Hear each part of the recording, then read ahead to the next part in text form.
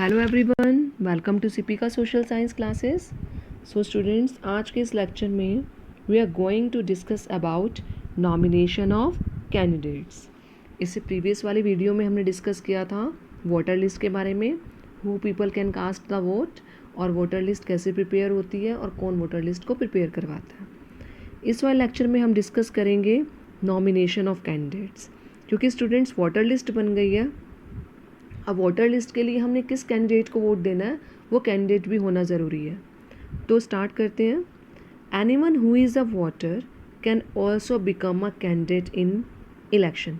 Means अगर मेरी as 18 years है और मैं 18 ईयर्स से अबव हूँ, तो क्या मैं मेरे पास वोटिंग राइट भी है, या मैं इलेक्शन में पार्टिसिपेट भी कर सकती हूँ एज अ कैंडिडेट, मतलब मैं खुद कैंडिडेट बन सकती हूँ। तो क्या ये इजी है? एक जो वोटर है वो कैंडिडेट भी हो सकता है? यस, हो सकता है, बट एक डिफरेंस है, that is the difference of age only. For voters you have to be the age of 18 years, and if you want to become a candidate, to be a candidate in election, the minimum age is 25 years. Voting के लिए हमारी जो as है वो 18 years है voter बनने की, और कैंडिडेट बनने की हमारी जो एज होगी वो 25 ईयर्स होगी। अब आपके मन में एक सवाल भी आता होगा वैसे तो, कि वोटिंग के लिए 18 ईयर्स ही क्यों रखी गई है? क्योंकि जब 18 ईयर्स के पर्सन को ऐसा माना जाता है कि वो थोड़ा सा समझदार हो जाता है और वो देख सकता है कि हमारी कम्युनिटी में क्या हो रहा है, थोड़ा सा अच्छे बुरे का उसको पता चलता है कि किस कैंडिडेट को चूज़ करना चाहिए और किसको नहीं। क्योंकि एज अ स्टूडेंट अगर हमारी एज कम है, हम 10th में है, 11th में है, 9th में है, तो इतनी समझ नहीं होती कि हम वोट को कास्ट कर सकें। तो इसलिए वोटर्स की जो एज रखी जाती है वो क्या रखी जाती है? 18 ईयर्स, और कैंडिडेट की जो एज है 25 ईयर्स है। एंड स्टूडेंट्स, अब आपने देखा है कि जो डिफरेंट पॉलिटिकल पार्टीज़ हैं अपने अपने कैंडिडेट्स को उतारती हैं किस चीज़ के लिए, कि इस कॉन्स्टिट्यूएंसी से कौन सा कैंडिडेट खड़ा होगा। अब वो जो कैंडिडेट्स हैं जिन्होंने डिफरेंट कैंडिडेट्स को उतारा है, क्योंकि पॉलिटिकल पार्टीज़ ही ऐसी होती हैं जो नॉमिनेट करती हैं अपने कैंडिडेट्स को नॉमिनेट करती हैं। Means political party nominates there candidate who get the party support and symbol, कि किसको पार्टी की सपोर्ट मिलेगी और सिंबल मिलना चाहिए। वो जो सिंबल है और जो पार्टी की सपोर्ट है उसको हम क्या बोलते हैं? Party ticket. ये वो वाली टिकट नहीं है कि आपको जैसे आप बस के किराए के लिए टिकट लेते हैं, ये नहीं। इसमें ये है कि मान लो 10 कॉन्स्टिट्यूएंसी हैं, उस 10 कॉन्स्टिट्यूएंसी में अलग एक पार्टी जो है वो अपने 10 अलग अलग लीडर्स को उतारेगी वहाँ पर 10 कॉन्स्टिट्यूएंसीज़ में अलग अलग। अब हर कॉन्स्टिट्यूएंसीज़ में कौन सी पार्टी के लीडर को चांस मिलता है, कौन सी पार्टी जीतेगी, वो लोग डिसाइड करते हैं कि हमने किसको वोट देना है। तो उसमें रिजर्व कॉन्स्टिट्यूएंसीज़ भी होती हैं, जैसे पहले बताया था मैंने। तो 10 अगर कॉन्स्टिट्यूएंसीज़ हैं, मतलब 543 कॉन्स्टिट्यूएंसीज़ हैं, तो लीडर्स जो हैं, जो पार्टीज़ जो हैं, वो अपने जो कैंडिडेट्स हैं वो हर कॉन्स्टिट्यूएंसीज़ में अपना अलग अलग कैंडिडेट खड़ा करेगी।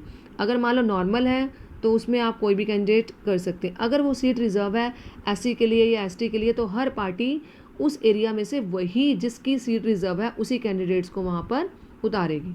तो मीन्स आपको समझ आ गया होगा कि जो ये पार्टी जो है नेम को नॉमिनेट कर रही है, और उस पर्सन को नॉमिनेट करने के बाद उसको क्या मिल जाती है? एक उसको सिंबल मिल जाता है, और उसको हम बोलते हैं कि हमें पार्टी की, उस पर्सन को पार्टी की क्या मिल चुकी है? टिकट। अब उसके बाद वो पर्सन क्या भरेगा? नॉमिनेशन फॉर्म भरेगा। The candidate has to fill the nomination form, जिसमें अपना बेसिक इंट्रोडक्शन, कितने फैमिली मेम्बर्स हैं, सारा बेसिक इंट्रो वो बताएगा कि मेरी फैमिली में कौन कौन सा मेंबर है और मेरा क्या नेम है, किस फैमिली से मैं बिलोंग करता हूँ, बेसिक इंट्रोडक्शन। और उसमें क्या होगा? थोड़ा सा और सिक्योरिटी डिपॉजिट, कुछ money as a security government के पास आपको देना पड़ता है। तो आपको समझ आ गई होगी पहले क्या करना है? पार्टी टिकट मिलेगी, नॉमिनेशन फॉर्म फिल करना पड़ेगा और सिक्योरिटी डिपॉजिट करानी पड़ेगी। अब क्या है इसके बाद? एक और पार्ट देखते हैं। Candidates have to make a legal declaration regarding. अब जब इलेक्शंस होने हैं, आपके लीडर्स भी आपने उनको पार्टी की टिकट्स दे दी हैं। कौन कौन से लीडर्स जो हैं वो डिफरेंट कॉन्स्टिट्यूएंसीज में आएंगे इलेक्शंस को कंटेस्ट करने के लिए। अब मान लो एक कॉन्स्टिट्यूएंसीज में 4 लीडर खड़े हो गए हैं, 4 अलग अलग पार्टी के, जैसे आम आदमी पार्टी होगी, बीजेपी होगी, और बीजेपी, आम आदमी पार्टी और भारतीय जनता पार्टी का हो गया, कांग्रेस का हो गया, ये 3-4 पार्टीज़ हैं और भी पार्टीज़ हैं जिन्होंने अपने अपने कैंडिडेट्स उतारे हैं। ठीक है, अब उन कैंडिडेट्स को सबके सामने पब्लिक डिक्लेरेशन करना पड़ेगा। क्या डिक्लेरेशन करना पड़ेगा? कि उस जो लीडर को किसी पार्टी ने उतारा है उसके खिलाफ कोई क्रिमिनल केस तो नहीं है, और ये पब्लिकली रिवील करना पड़ेगा, सब लोगों के सामने बताना पड़ेगा कि क्या उस पर्सन के खिलाफ कोई केस हो, क्रिमिनल केस हो, चल रहा हो, पेंडिंग हो, वो बताना पड़ेगा, डिस्कस करना पड़ेगा। दूसरा है details of assets and liabilities, कितनी उसकी प्रॉपर्टी है, कितने उसके घर हैं, कितनी उसके पास एसेट्स हैं, या कितनी लायबिलिटीज़ है, मतलब कौन कौन सी चीज़ें उसने एज अ लोन ले रखा है किसी या कौन सी चीज़ें उसने उधार पे ले रखी है, कौन कौन सा उसके ऊपर कर्जा है, वो सारा डिटेल्स उसको देनी पड़ेगी लोगों के सामने, और इवन इलेक्शन कमिश्नर को भी। जो वो नॉमिनेशन फॉर्म फिल करेगा उसके अंदर ये सारी डिटेल्स फिल की जाएंगी एसेट्स के बारे में और लायबिलिटीज़ के बारे में। अब है एजुकेशन क्वालिफिकेशन ऑफ कैंडिडेट। अब एजुकेशन क्वालिफिकेशन ऑफ कैंडिडेट, अब हम ये डिसाइड करते हैं कि व्हाट इज़ दैट क्वालिफिकेशन, कि अगर किसी पर्सन को हमने उतारना है एज अ कैंडिडेट तो क्या पार्टी कौन सी क्वालिफिकेशन के अकॉर्डिंग जज करती है कि इस पर्सन को कैंडिडेट बनने का राइट है और दूसरे वाले पर्सन को कैंडिडेट बनने का राइट नहीं है। अब देखिए एक एग्जांपल से एक्सप्लेन करते हैं। जैसे हम कोई भी गवर्नमेंट जॉब चाहिए, उस गवर्नमेंट जॉब के लिए एलिजिबिलिटी मांगी जाती है कि अगर आपने ये जॉब करनी है तो आपको 10th चाहिए, या आपको +2 का सर्टिफिकेट चाहिए, या आपके लिए ग्रेजुएशन होनी चाहिए, मास्टर डिग्री होनी चाहिए, बीएड क्वालिफिकेशन होनी चाहिए। तो ये सारी डिग्रीज़ मांगी जाती हैं जब हम कोई भी छोटी से छोटी गवर्नमेंट जॉब के लिए जाते हैं। तो आपको ये भी लगता होगा कि जब इन छोटी छोटी जॉब्स के लिए भी क्वालिफिकेशन मैंडेटरी है तो क्यों नहीं एक कैंडिडेट बनने के लिए बेसिक क्वालिफिकेशन होना ज़रूरी है। तो आपके मन में भी ये क्वेश्चन आता होगा, गुस्सा आता होगा कि इनके लिए भी हमें अगर एमपी बनना है, एमएलए बनना है, प्राइम मिनिस्टर बनना है, या हमें होम मिनिस्टर बनना है, सीएम बनना है, तो क्यों ना उसके लिए क्वालिफिकेशन डिसाइड हो जाए कि सिर्फ वही पर्सन पार्टिसिपेट कर पाएंगे जिनके पास क्वालिफिकेशन होगी। अगर हम बात, अब ये क्वेश्चन अराइज सबके मन में हो रहा होगा कि क्वालिफिकेशन क्यों नहीं है डिसाइडेड। तो अंडरस्टैंड करते हैं इस टॉपिक को। जैसे हम अपनी कंट्री में बात करते हैं सबके लिए पॉलिटिकल इक्वालिटी होनी चाहिए। मीन्स अगर एक पर्सन गरीब है और वो उसके पास एजुकेशन नहीं है तो क्या वो एज अ कैंडिडेट नहीं खड़ा हो सकता, एज ए कैंडिडेट इलेक्शन में पार्टिसिपेट नहीं कर सकता। या हम ट्राइबल कम्युनिटी की बात करते हैं, वो इतने एडुकेटेड नहीं है तो क्या वो पर्सन उसका इलेक्शंस में पार्टिसिपेट नहीं कर पाएगा। या हम बोलते हैं कि पहले के टाइम में जो पर्सन +2 भी कर लेता था तो वो भी बहुत बड़ी बात होती थी। अगर हम आज से बात करें 30 साल पहले की, मीन्स जो पर्सन आज के एज में 60 ईयर्स के हैं, अगर उन्होंने कभी क्वालिफिकेशन ली होगी तो उनकी उस टाइम पे +2 की बहुत वैल्यू। अगर हमने मैंडेटरी कर दिया कि एमपी के इलेक्शन के लिए ग्रेजुएशन होना ज़रूरी है तो बंदे बिल्कुल भी पार्टिसिपेट नहीं कर पाएंगे। तो क्या पॉलिटिकल इक्वालिटी रहेगी? जब हम पॉलिटिकल इक्वालिटी की बात करते हैं कि पॉलिटिकल इक्वालिटी के अकॉर्डिंग सबको राइट है इलेक्शन में पार्टिसिपेट करने का, तो अगर हम ये कर देते हैं, जब क्वालिफिकेशन मैंडेटरी कर देंगे कि इतनी होनी चाहिए, तो वो पर्सन इलेक्शन प्रोसेस में पार्टिसिपेट नहीं कर पाएंगे। क्योंकि कहीं ना कहीं एक एक्सपीरियंस भी चाहिए किसी इलेक्शन में पार्टिसिपेट अगर हम करना चाहते हैं, तो वो एक्सपीरियंस भी मैंडेटरी है। तो ज़रूरी नहीं है कि उसमें क्वालिफिकेशन मैंडेटरी हो।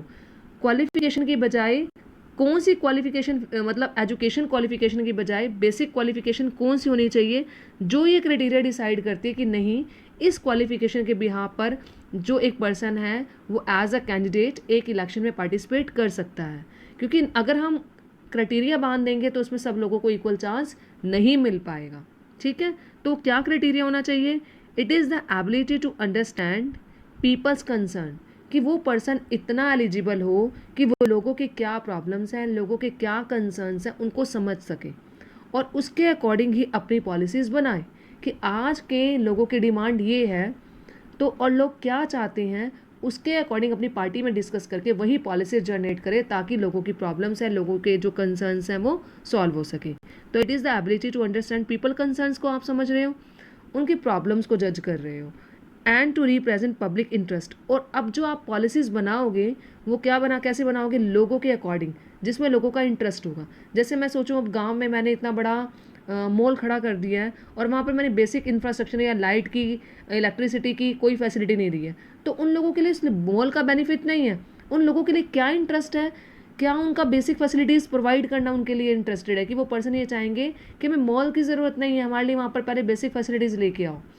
तो एक जो कैंडिडेट है वो इतना एलिजिबल होना चाहिए कि वहाँ वो उस एरिया की पहले बेसिक प्रॉब्लम्स को समझे, लोगों के कंसर्न्स को समझे, उसके अकॉर्डिंग पॉलिसीज़ बनाए, ताकि वो वहाँ पर एज अ MP बने या चाहे MLA बने, कुछ भी बने, ताकि वो लोगों की प्रॉब्लम को अंडरस्टैंड करके अपनी पॉलिसीज़ अगर जनरेट करता है तभी वो एक्चुअल में एक एलिजिबल कैंडिडेट है।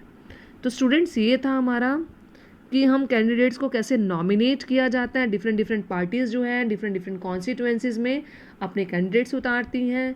उसके बाद जो क्या क्या लीगल डिक्लेरेशन किया जाता है। और एक चीज़ और, जो ये डिटेल्स हैं एसेट्स की और लाइबिलिटीज़ की, पहले क्या होता था, एक टॉपिक ये रह गया कि डिटेल्स जो देनी पड़ती थी एसेट्स और लाइबिलिटीज़ की, पहले सिर्फ एक ही बारी देनी पड़ती थी जब आप नॉमिनेशन पेपर फिल करते थे। अब क्या है, जब आप मान लो आपने नॉमिनेशन पेपर फिल कर लिया, आपको टिकट वगैरह सब कुछ मिल चुकी है और आप जीत चुके हैं, अब 5 साल के बाद जब इलेक्शंस दोबारा होंगे तो उस कैंडिडेट को दोबारा ये अपनी जो एसेट्स थी और जो लाइबिलिटीज़ थी उसकी लिस्ट दोबारा से देनी पड़ेगी कि पहले जो था वो कितना था और अब जो है वो कितना है। और ये सब कुछ सारा जो डेटा है वो पब्लिक में रिवील करना पड़ेगा। तो ये आपको क्लियर हो गया कि लीगल डिक्लेरेशन कैसे होती थी और क्वालिफिकेशन कौन सी मैंडेटरी है। तो आई होप स्टूडेंट्स इस लेक्चर में आपको नॉमिनेशन ऑफ कैंडिडेट्स का सारा समझ में आ गया होगा कि कैसे कैंडिडेट्स नॉमिनेट होते हैं, क्या क्या उनकी क्वालिफिकेशन होनी चाहिए। अब नेक्स्ट लेक्चर में हम डिस्कस करेंगे अपने इलेक्शन कैंपेन के बारे में। Thank you.